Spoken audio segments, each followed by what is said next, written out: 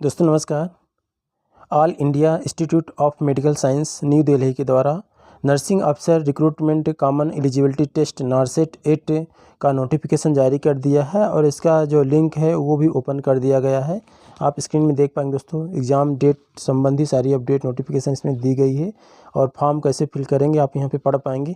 Online application is invited for the nursing अफसर recruitment common eligibility test NORCET 8 for the recruitment nursing अफसर post at level 7 in the pay matrix pre revise pay brand 2 of RS 9,300 to 34,800 with grade pay of 4,600 group B for AIIMS new Delhi and other AIIMS as per available vacancy in the respective institute.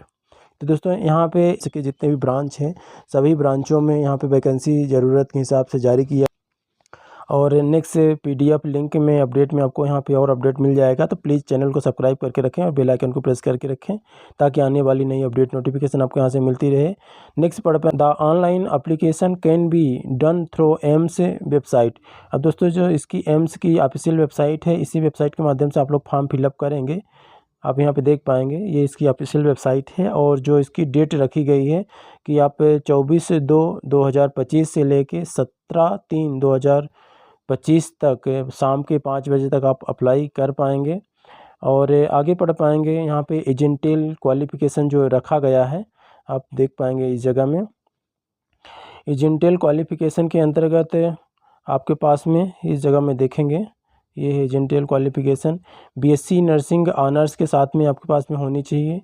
उसके अलावा state nursing council में registration होना चाहिए, recognise होना चाहिए university या the college, और या तो फिर आपके पास में बीएससी पोस्ट सर्टिफिकेट होना चाहिए जो जीएनएम के बाद होता है, पीवीबीएससी बोलते हैं। तो ये होना चाहिए। आप सेकंड पॉइंट यहाँ पढ़ पाएंगे PBBSc nursing post basic BSc nursing from Indian nursing council, state nursing council, recognise institute और university, register as nurse and midwife with state and Indian nursing council.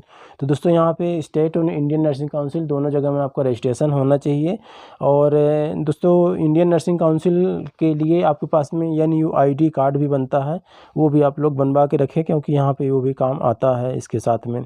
Second point दोस्तों आप यहाँ पे देख पाएंगे diploma in general nursing midwife from an Indian nursing council, state nursing council, recognised institute board और council, register with nurses and midwifery in state and Indian nursing council, 2-year experience in minimum 50-bed hospital after acquiring the education qualification mentioned above application for all participants AIIMS.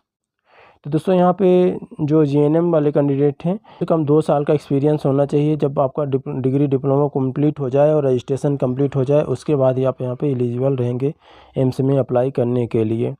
Next point आप देखेंगे दोस्तों, नीचे आएंगे तो remark में क्या बताया है, the required 2 years experience in above as an essential criterion and to be valid the experience shall be must be required after obtaining essential qualification example completing residency period of the course, declaration of result and registration with state nursing council। 2 साल का आपके पास में experience होना चाहिए GNM candidate के लिए। नीचे आएंगे और जो नोटिफिकेशन दोस्तों यहाँ पे एज लिमिट जो रखी गई है आप देख पाएंगे एज लिमिट इसमें जो बताई गई है इस जगह में पढ़ पाएंगे 18 से लेकर 30 वर्ष तक रखी गई है। और एज पर detail age relaxation given general condition subject to be the relaxation of recruitment rules of respective institute और हॉस्पिटल। तो दोस्तों यहाँ पे जो आपका छूट दी जाएगी वो अकॉर्डिंग टू एम्स के जो इंस्टीट्यूट है उनके रूल के अकॉर्डिंग ही आपको यहाँ पे छूट दिया जाएगा।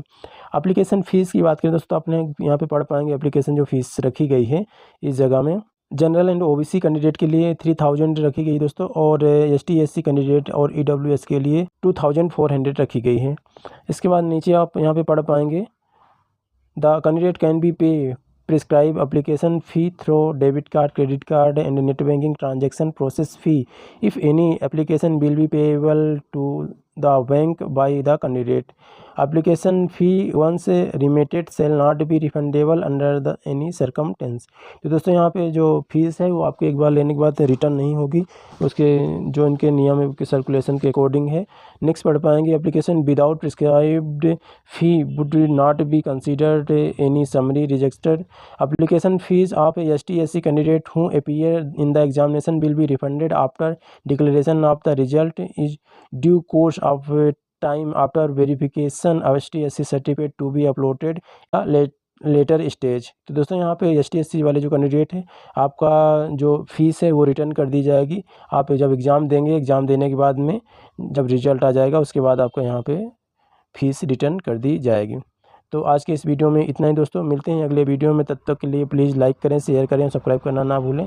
वीडियो को देखने के लिए बहुत बहुत धन्यवाद सभी का। थैंक यू सो मच आप लोग। Take care, bye.